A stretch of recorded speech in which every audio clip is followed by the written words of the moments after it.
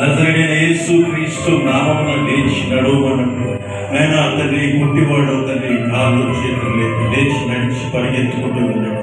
అవునయానికి స్తోత్రములు చెల్లిస్తూ నజరేయుడానికి స్తోత్రం. నజరేయుడైన యేసుక్రీస్తు నామములో తండ్రి నీ నామములకు మహిమ ఘనత ప్రభావములు కలుగునుగాక. ప్రభువానికి స్తోత్రములు.